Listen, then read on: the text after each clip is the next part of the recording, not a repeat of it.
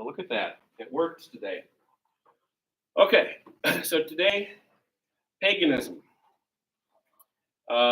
Paganism is a sort of catch-all for anything that's non-Christian, any set of beliefs, doctrines, practices, whatever, that are non-Christian.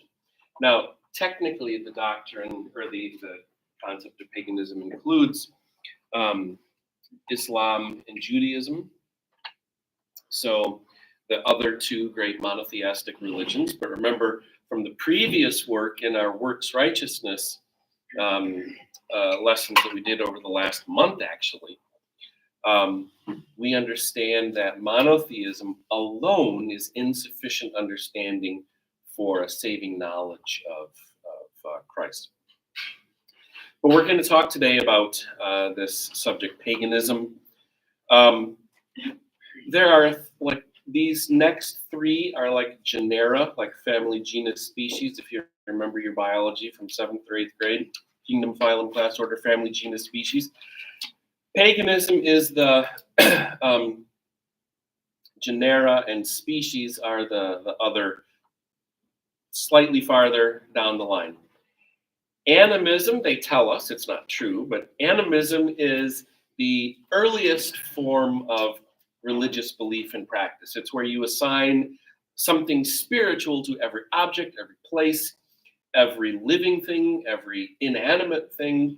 So that's where we get, the spirits that live in the rivers, or spirits that live in the woods, or the trees themselves have spirits, or you get the Superman type religions where you then start to have human qualities, and that moves us into like polytheism, where you have Zeus or Jupiter if you're Roman, and Demeter or Ceres again if you're Roman, the goddess of grain and harvest and fertility. You get Apollo, the sun god. In Egypt, I think that's Ra. I could be mistaken on that. So you start assigning physical phenomena to human-like characters. Of course, we know from way back earlier this semester, we talked a little bit about how debauched the practices of these supermen were. These gods of Greece and Rome and other cultures around the world, they're not examples of good people. They're not righteous and holy. They're just sort of powerful, slightly bigger than human beings, but they're still very human. They have very human proclivities. In particular, we seem to find lots and lots of sexual debauchery in these pagan polytheistic religions. Pantheism is basically a belief that equates God with everything. Everything's God. There is no like one spirit in that chair and another in this cup and dyads or naiads living in the water. It's just everything is God. It's all the one. The universe is one.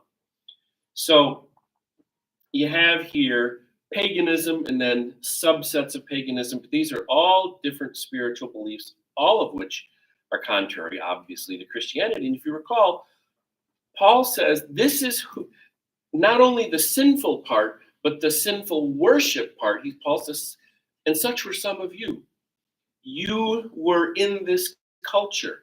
You were part of this, but this is wiped out. And that's what changed the world after the coming of Christ, is this idea of paganism was wiped out for an understanding of the transcendent God.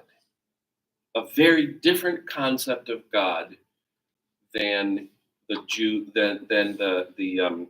Romans, the Greeks, the Egyptians, the Assyrians, the Babylonians, the Persians, any of these.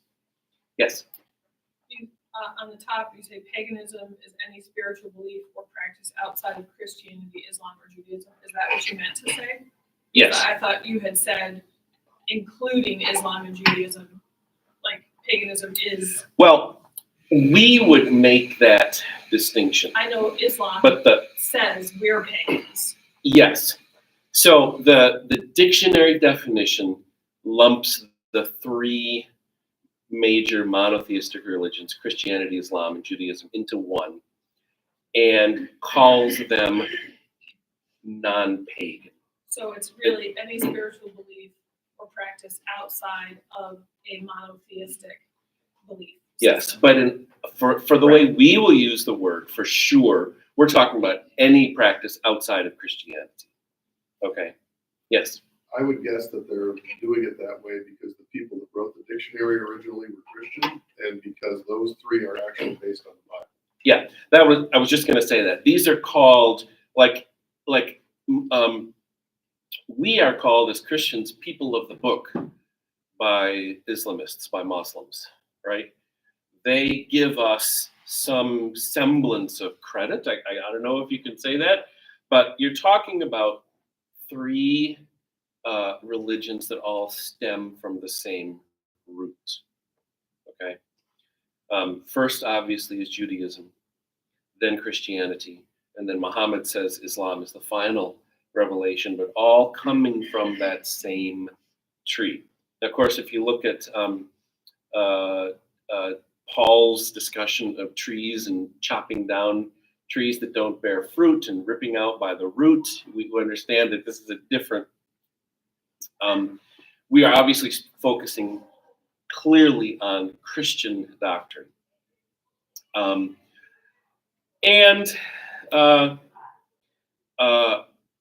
Like you were saying, I don't write the Wikipedia article or the dictionary, right? So that's where we get that. Excellent questions. All right, so in the story about Miriam, you can think back to the Musketeers, and this is sort of all for one and one for all. So let's read this. There are copies at each table. I'll start and again jump in right away when I finish, and let's quickly read this. It's just 4 pages. When I looked up again, I found that Evangelist was deep in conversation with someone else. She was a young woman, and she looked very earnest. She was somewhat attractive. That's a weird thing to put in there, but whatever. She was somewhat attractive. She was super ugly. No, sorry.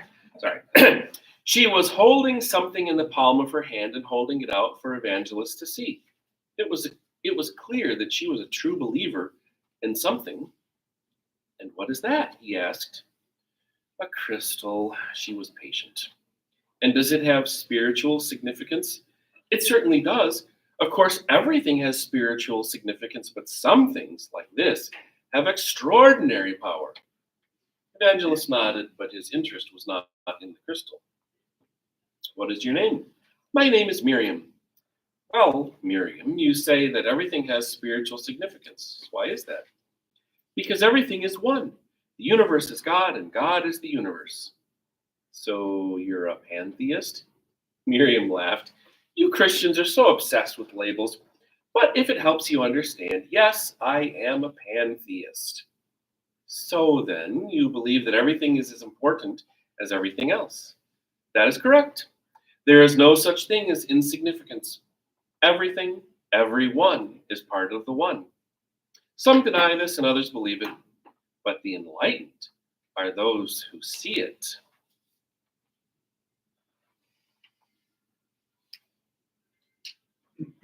Evangelist nodded again. So that is why you single out some objects, like crystals, for special attention.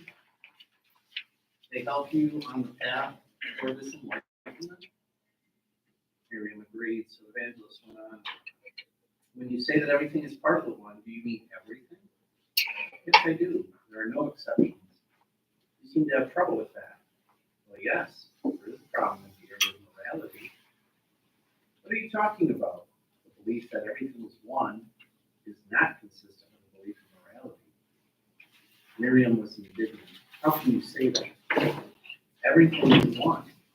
Yes. So the apparent diversity we see around us is just Maya, illusion? Yes, that's true too.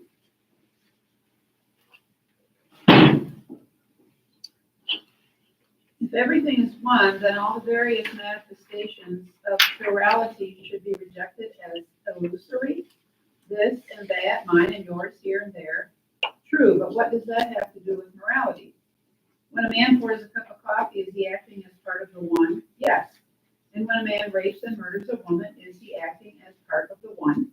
Miriam stopped. She didn't want to answer. Evangelist repeated the question. Do you believe that this too is part of the one? Well, yes. And that one mark of an enlightened individual would be the ability to see this not as an evil action, but as an equal part of the ultimate one? Yes. Miriam was looking around. So if acknowledgement of the one leads to the abolition of all distinctions, it must also include the abolition of the distinction between good and evil. Miriam looked troubled, but she replied gamely.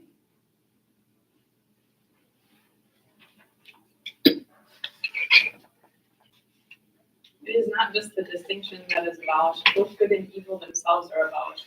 That is, the enlightened person comes to understand that they are both part of the one.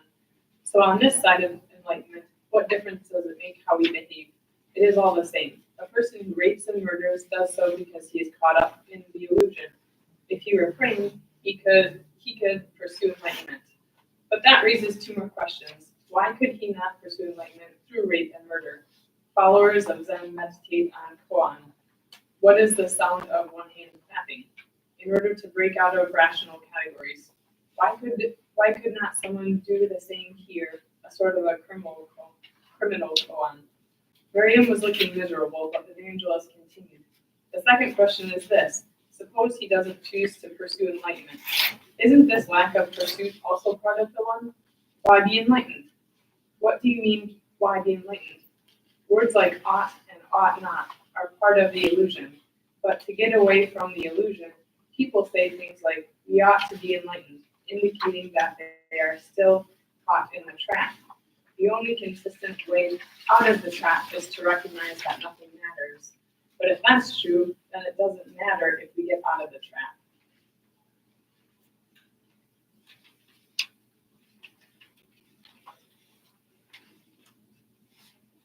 I think you must enjoy playing your little word games. I don't mean to upset you. Then why all these questions?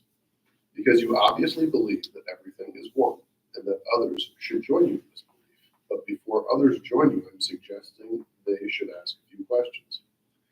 But the questions you ask show that you are trapped by Western rationalism. You are playing with logic. It is true that I am using logic, but your answers show that you are trapped by the same Western rationalism. The only difference is that you are uncomfortable with it and use it inconsistently. I don't know what you mean.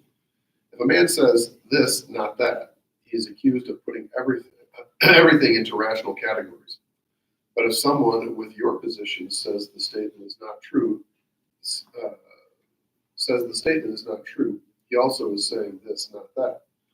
All men make distinctions because they must. When someone denies distinctions, he is making a distinction. There is no escape from the way God made the world. Miriam looked at Evangelist with exasperation, turned on her heel. So this idea that all is one and one is all, or that God is all and all is God, we find this conversation between Evangelist and Miriam, and we learn a few things. Right off the bat, we see her holding out this crystal. She's very spiritual. She's very sincere. She's clearly a true believer. She is doing her own apologetics and evangelism. She's trying to persuade people.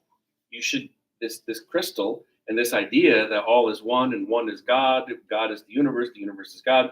This is something you should embrace. You should believe this. So she is out there doing her work. But she does not, and this is very true of most, or perhaps all,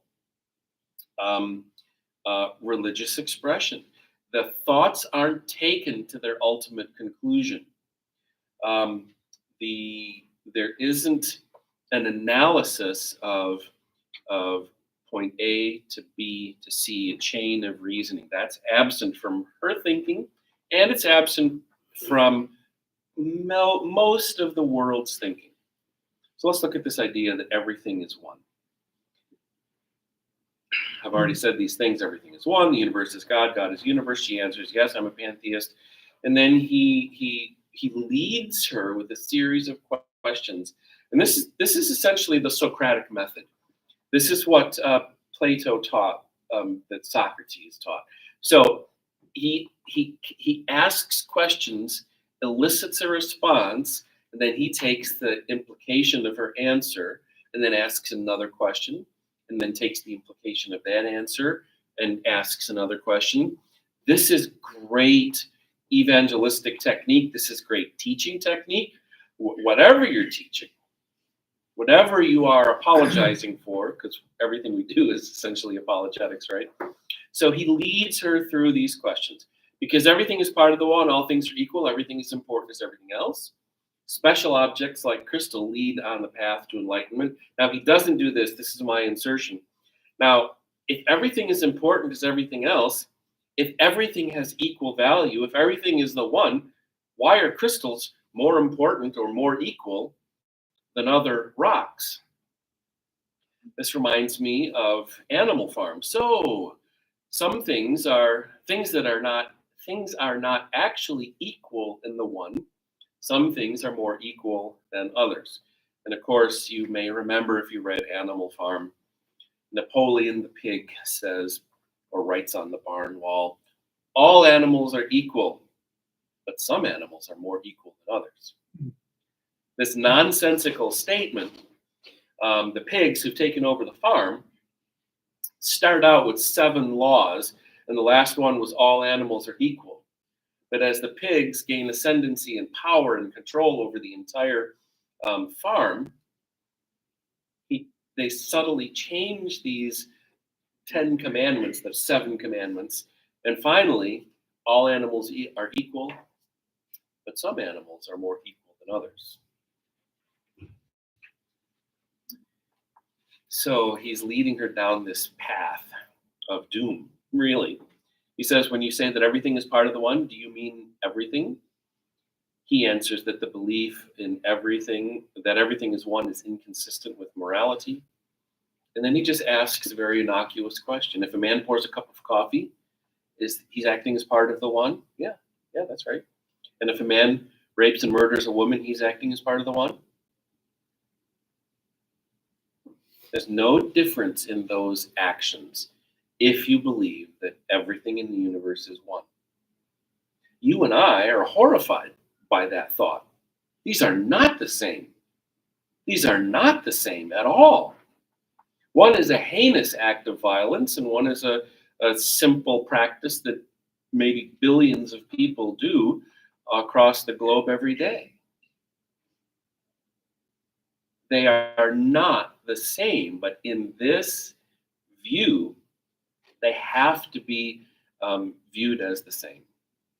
Sinful behaviors are no different than a trivial having a cup of coffee. If this is so, there is no good, there is no evil, they're equal. Now, she tries to get out of this by saying that good and evil are both absolved or both dissolved. They don't exist. But the point is, if this is so, there's no reason to strive to be good, to strive to be enlightened. Why can't you strive to be unenlightened? Why can't you become the worst, unenlightened, most barbaric person ever? That's a worthy goal to strive for in this system, because everything is part of the one. There's no point in being enlightened. Further, if the purpose of enlightenment is to be better, what's better other than a distinction against something that isn't better? That's worse. So when you say people should be enlightened, they should try to better themselves, well, why? There's no reason to better yourself if everything is equal, if the universe is one and one is the universe. Good, evil, right, wrong, these are distinctions that cannot exist in this view of the universe. That means that pursuing evil is just as good as pursuing good. Now look at this. Even in saying the words, there is no good and evil, that demonstrates that there is good and evil, because those categories, those distinctions exist in our language. It is there just by her uttering the words, there is no good or evil. She's acknowledging that there is good and evil because she can assign words to define each one. God has made the world in this way that we all make these distinctions all the time, mostly without thinking about it, but we can't avoid distinctions because that's how we're made. This is what logic is. So those of you that are Star Trek fans, which are probably me and Wade, or not Wade.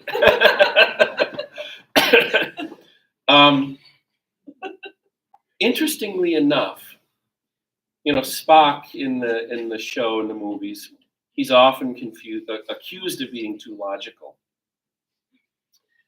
A lot of Reformed Christians are accused of being too logical. You're trying too hard. That's a mystery. We can't understand everything. That's a doctrine that's so difficult in the Bible, we just won't even touch it. That's just too hard for us. I'm not suggesting that we will get everything right, but that is not God's model.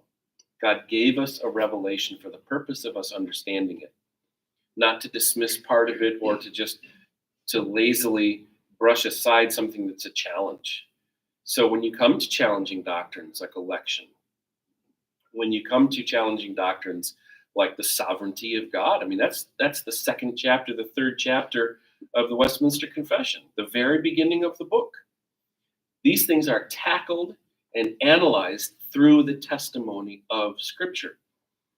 They're not avoided, they're not shunted off to the side, they're not dismissed, they are engaged. And that's what we must do, and we use the tool called logic. Miriam says, but logic is a construct of Western rationalism. He didn't say this, I'm saying this. I challenge you, Miriam, I challenge anyone to speak a sentence without making use of Western rationalism.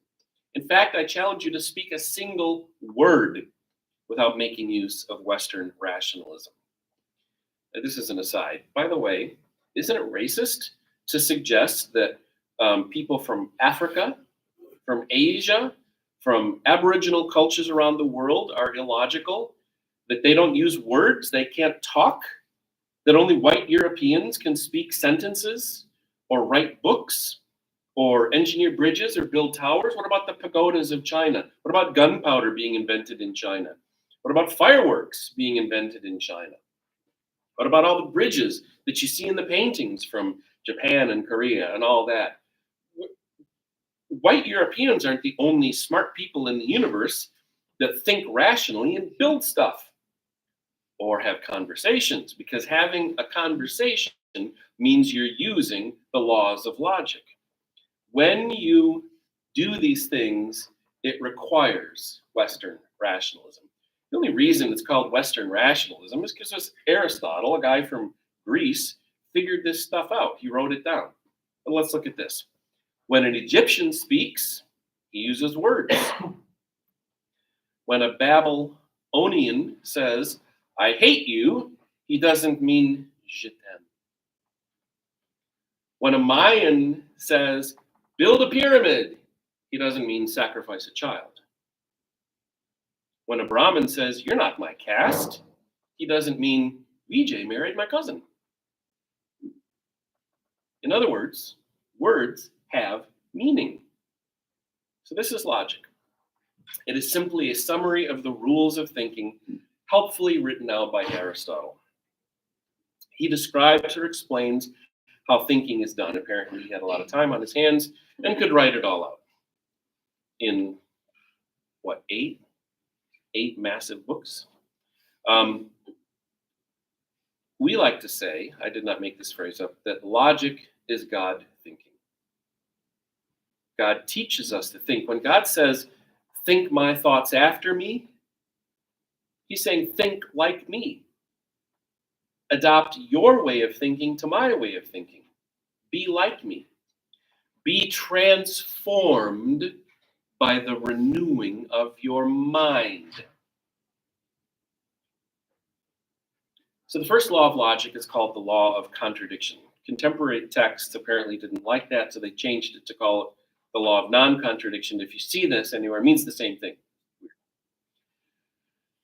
I'm super summarizing this, not because you are not intelligent or dumb, because I can't explain it the way like a logic text would. So I'm making it super simple for me so that I can explain it to you. A is not B. Very simple concept. But you read Aristotle, that statement, A is not B, is like this long. And it's just the most obtuse prose you can imagine. A is not me. A is not B means that a thing can't be another thing. Cat, the word cat does not mean dog or battery or justice. Honest does not mean politician. Green does not mean go. Of course, we're told green means go when we're learning how to drive.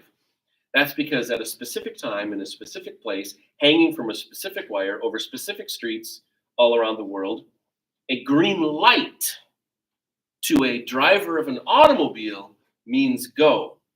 But the concept or the color of green does not mean go. In one specific context, it is a symbol, a green light, which tells the driver it's safe to proceed, but still check left and right. In the summer, when my lawn is greenish, that doesn't mean go, although the dogs, I suppose, think it means go. Golf courses are beautiful and green. Paintings have green in them. But you see that the idea or the concept of green is not the same as the verb or the command, in this case, go. The law of contradiction states that because a word means something, it can't mean something else. Symbolically, this is written A is not B. Now, nouns, we've talked a lot about nouns already, are especially quite specific and clear and singular. A couch is not a table, or you're sitting on chairs right now at tables. You know that a table and a chair are two different things. A TV is not an automobile. A book is not a door. Now that's an interesting one. A lot of most doors are rectangular. They are usually quite a bit taller than they are wide. Most doors are give or take, an inch or so thick at the binding. And a book is about that thick at the binding. So these doors are about as thick as the average book. They're roughly the same shape. But we know that even though they're both rectangular, roughly the same proportions, even the same thickness, doors and books are not the same thing. We have distinguished between the two. This runs to full sentences. For example, I eat lunch after church does not mean I eat dinner before school. Those sentences exclude one another. A is not B. I eat lunch after church does not mean you fly next Tuesday. Now in this case, I replaced every word. I becomes you. Eat lunch becomes, that verb becomes fly. After church becomes next Tuesday. I replaced each part of one sentence with an equivalent in the other sentence, completely different meanings. I eat lunch after church is not the same as you fly next Tuesday. This is very true of physicians, surgeons these days, right? She has lung cancer does not mean he needs his leg amputated. Nowadays, because of so many mistakes having been made, when a person goes into surgery, there's lots of questions that the person who needs the surgery is asked. Now, we're taking off your little toe or something like that, right? Correct. On the left foot, correct? The patient agrees. They put an X with a marker on the side that they're going to operate on, right? Because mistakes have been made. Now, could you imagine if you get your leg amputated when you needed a lung transplant, right? Those two sentences, I know I'm being silly, but the point is those two sentences are distinguished from one another because they use words. We can't escape this. This is how God made the universe. Every word has a meaning, and it doesn't mean everything else. I was just going to say, sadly, you're not really being silly. in this world today, you can have these conversations where on your side you believe you're being logical, and on the other side it is just complete, total irrationality, but they are clinging to it as the truth. So Right. while in these examples we feel like, oh, this is obvious, but it is so not obvious for some people in some contexts. Unfortunately, you're absolutely right. Yeah. I think there are some people who are smart enough to realize that even the meaning that is in the words has been given to it. And in some ways, like, I would take every argument that is in here and say, I've talked to some people who have said, is your God logical? Is your God omniscient? Is your God ordaining everything? Then your God ordains sin. Then your God must in some fashion be culpable for sin. And in that logic, it doesn't make any sense for us to do anything because he knows what we're going to do. We might as well do what we want to do, which is kind of his argument in the opposite direction. Do you see what I'm saying? I do. I want to address that really quickly. Gordon Clark, in his book, Religion, Reason, and Revelation, answers that difficult question about God's responsibility. It's a brilliant answer. Some even within the evangelical world, the Reformed Christian world, would raise an eyebrow, like what? The Westminster Confession clearly says that God is not the author of sin. Now, that's a metaphorical expression. It also clearly says that God is the cause of everything. So here we go back to this sort of universal idea. It's not the same as saying God is one, one is God, the universe is God, God is the universe, all is one, one is all. It's not that. But it is assigning the ultimate power in the universe, the ultimate cause of everything, to God. But God does not do the sinful act. So when we say in Reformed theology that God ordains a sinful act, like the rape of a woman, that's horrifying to us for sure. But God is not the one who does the act. And then the person might say, well, but the person didn't have any say in the matter. That man was going to rape this woman because God ordained it. The answer to that, first of all, is a very humble yes. But everything in that man's life led him to that point, and it is still his responsibility. Well, isn't God responsible? Not if you understand what the word responsible means. Cause, yes. Author or responsible for, no. Because we say God is not responsible because nobody can hold God to account. God is the lawgiver. He himself is not subject to the law. There's a Latin phrase, ex lex, which means outside of the law. That is saying that God is outside of his own law. That's why, for a time, God was able to demand Abraham to sacrifice Isaac. For that moment, one tiny short moment in time, Abraham was told to do something that he knew was wrong, and that is clearly codified later in the Ten Commandments. But even in the Garden of Eden, Cain knew that murder was wrong. But for a moment, in just one moment, God told Abraham to do something that would have been horrifying to him. He did that so we would learn the lesson of substitutional or substitutionary sacrifice. But had Abraham gone through with it, even though he's commanded by God, Abraham is still the one with the knife. Abraham is still the one that tied Isaac to the sacrificial altar or whatever. Again, God is not the doer of the deed. God is the ordainer, but not the doer in this case. God is not responsible for sin because there is no one to demand an answer from him. No one can hold God to account. Look at what Nebuchadnezzar says in chapter 4 of Daniel. It's one of my favorite passages. He says, I'm going to paraphrase, but he says, who can say to God, I better check it out. Better look it up. Or I'm gonna get it all wrong. Actually, someone look up. It's Daniel chapter 4. I'll let one of you look it up, and we'll come back to it. But it's a tremendous verse on the sovereignty of God that Nebuchadnezzar comes to understand. While you look that up, I'm going to go on. I think I answered the question. It's not necessarily a pleasant or entirely satisfying answer, but it does meet all the criteria that is at hand. We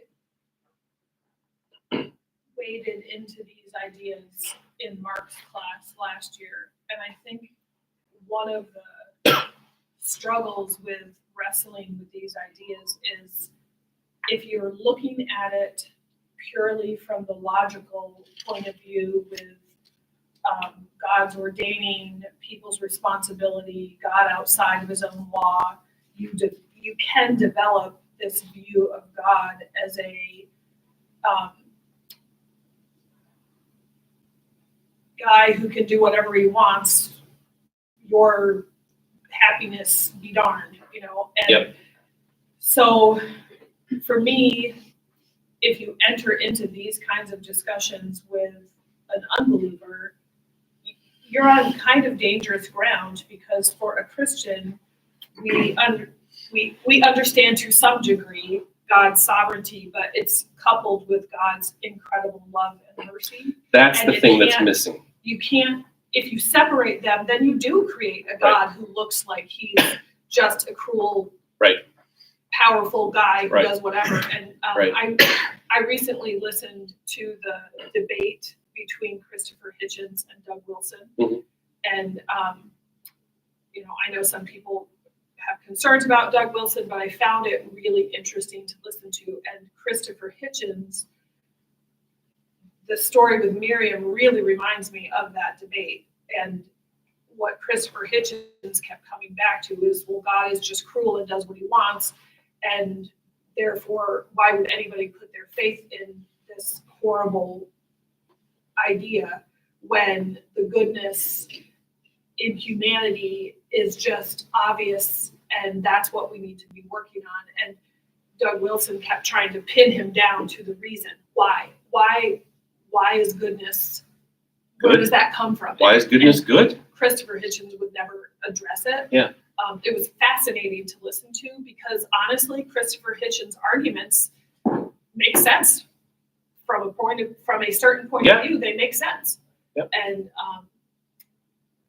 yeah. So anyway, whatever. I think I've lost where I was No, going. I think that's an excellent reminder that in apologetics in general,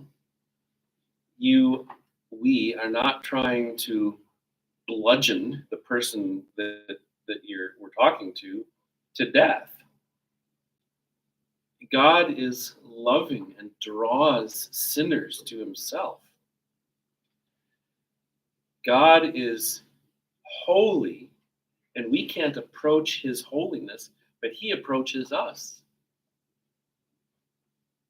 He declares us to be sinners, but in Christ, he declares us to be saints.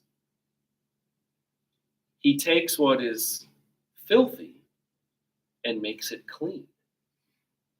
And that, obviously, Wilson is trying to do that with Hitchens. He's trying to say, why do you object, or where can you come up with this idea of good? What is good? Why is good?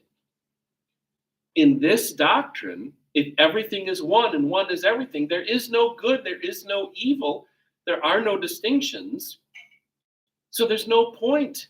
You know, he could have said to Hitchens, what's to prevent me from pulling a gun and shooting you right here in public on this stage during this debate? What restrains me? The hand of God restrains me, because I know that is an immoral, sinful act. But you, Christopher Hitchens, you cannot say that it is an immoral, sinful act. The only thing you can say is, I don't like it. I don't want you to murder me. Well, yeah, I mean, he really said humans know innately it's wrong. Absolutely. But it's prideful because he was putting it that humanity knows this. We have the moral ground. I mean, he was putting the basis of morality within humanity, and ignoring the argument that. But the only thing he can actually say is, I don't like it. There is no moral argument that says what I don't like, you ought not to like as well. The only reason we're persuaded that murder is wrong is because God tells more than one person that murder is wrong. God teaches all of us that murder is wrong. Yeah.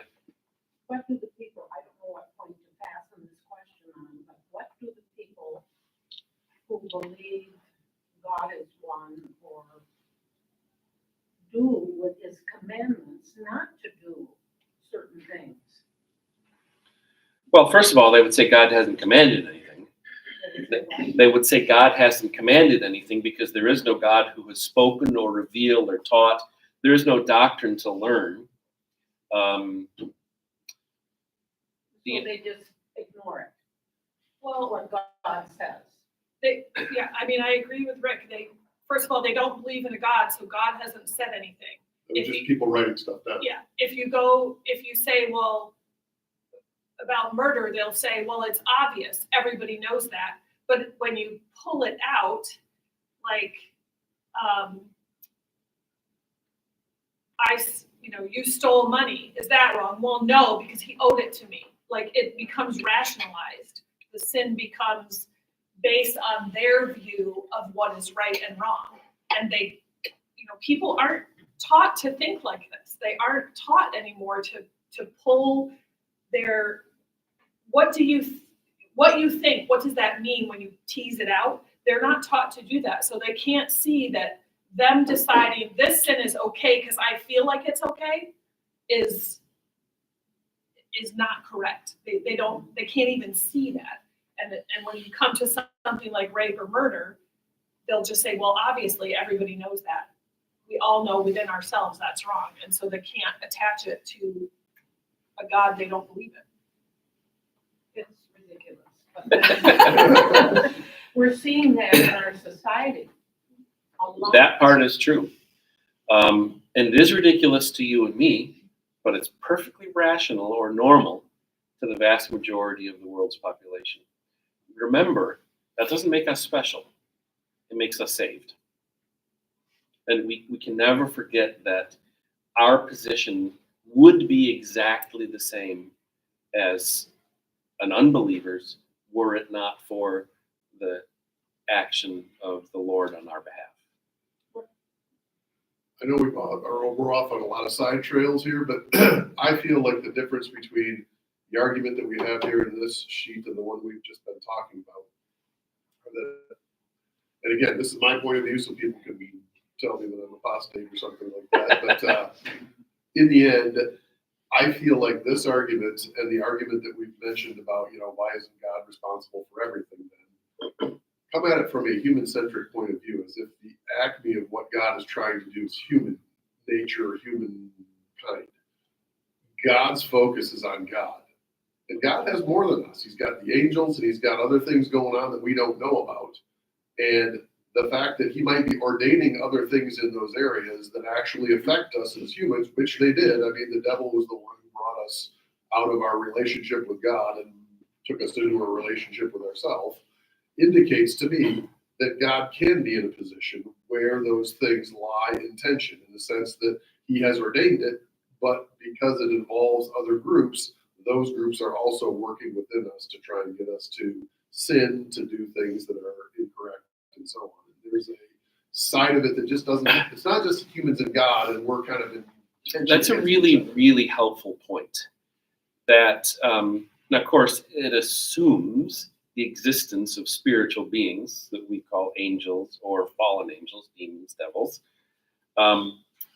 And it is part of the explanation that there are spiritual forces in wicked places that are trying to tear us down.